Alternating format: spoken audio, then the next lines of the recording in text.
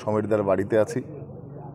এখানে মোটামুটি কর্মীদের সঙ্গে একটা কথোপকথন হলো যে আমাদের আগামী দিনের যে উপনির্বাচন আছে সেই উপনির্বাচনে আমরা কিভাবে আগামী দিনে পদক্ষেপ নেব সেটা নিয়ে আমাদের ভিতরে আলোচনা হলো। এখানে অনেক কর্মীরাই বললেন যে ভোটের নিরাপত্তা তারা চায়, হাত জোর করে আপনার কাছে আবেদন করলো যে ভোটের পরে তাদের নিরাপত্তা দেওয়ার ব্যবস্থা করা হোক।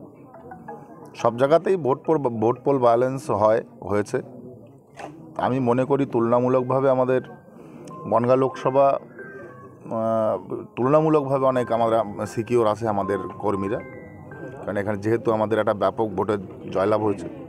তো আমি আশা রাখবো যে এবারের ইলেকশন সুষ্ঠুভাবে হবে এবং সমস্ত আমাদের যারা বিজেপির ভোটাররা আছেন বুথে বুথে সেখানে সুরক্ষা যথেষ্ট পরিমাণে দেওয়া হবে। আমি সেটা আশাবাদী সম্পূর্ণভাবে।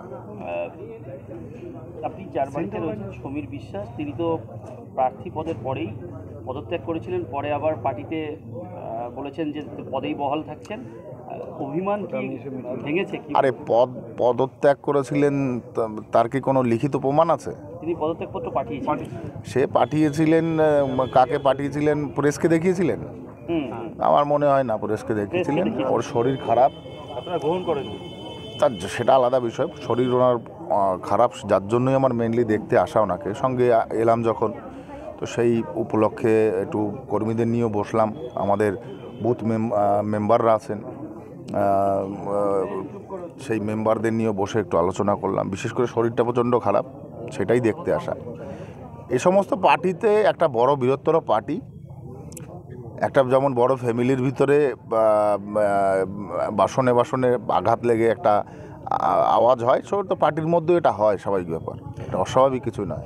কেন্দ্রীয় বাহিনীর নিরাপত্তা নিয়েও প্রশ্ন তুলেছে কর্মীরা। নিরাপত্তা বাহিনীর যে কেন্দ্রীয় বাহিনী থাকে তাদের যে ভূমিকা, সেই ভূমিকা নিয়েও সেগুলো আপনারা তাদের কাছ থেকে শুনুন। সেই প্রশ্ন আমি কি উত্তর দেবো? ওরা কি প্রশ্ন করেছে? হ্যাঁ, সমীরবাবু সেই অর্থে কিন্তু এখনো প্রচারে বেরোতে দেখা যায়নি।